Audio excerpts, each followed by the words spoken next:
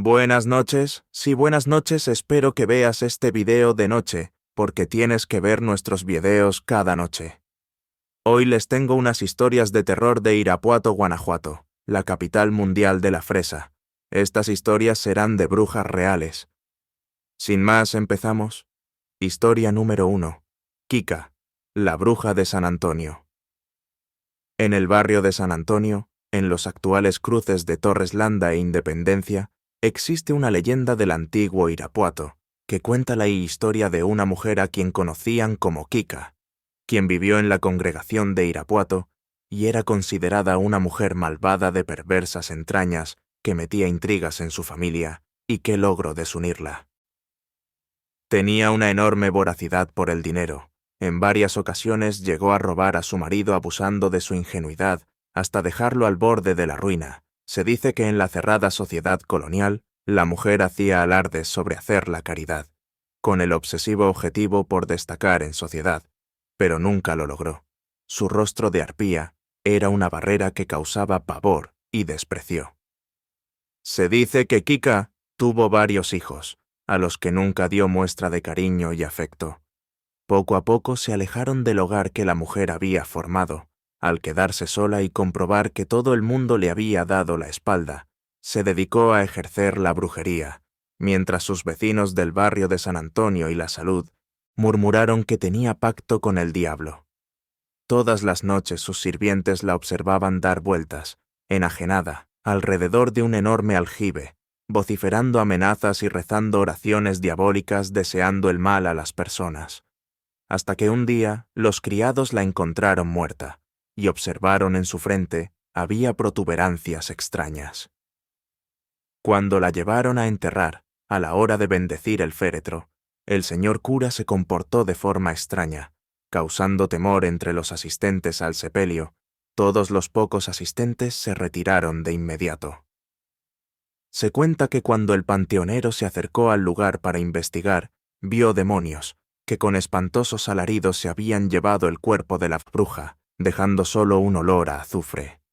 Desde entonces se dice que el panteón de San Antonio fue abandonado, porque siempre existió ese temor de que Kika se apareciera de diferentes maneras para tratar de seducir a alguna persona, principalmente a alguna adinerada, aunque dice la leyenda que esta mujer nunca se apareció.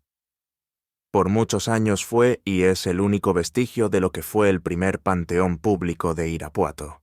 El desaparecido Panteón de San Antonio se abrió hacia 1835.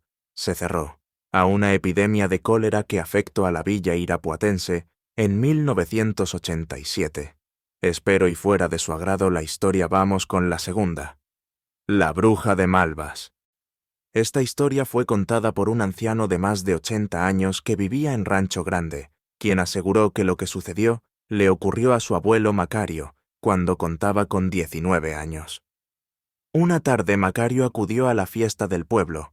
Ahí conoció a una joven, de quien se enamoró, y le habló de amores. El problema es que ella vivía hasta la comunidad de Malvas y él en Rancho Grande, por lo que tenía que recorrer más de 10 kilómetros para poder verla y no perder su querer. Todas las noches le pedía a su papá su caballo para poder ir a ver a su novia. Pese a no estar de acuerdo, su papá le prestaba el corcel con la condición de regresar antes de las 10 de la noche, lo cual siempre cumplía al pie de la letra, hasta esa ocasión.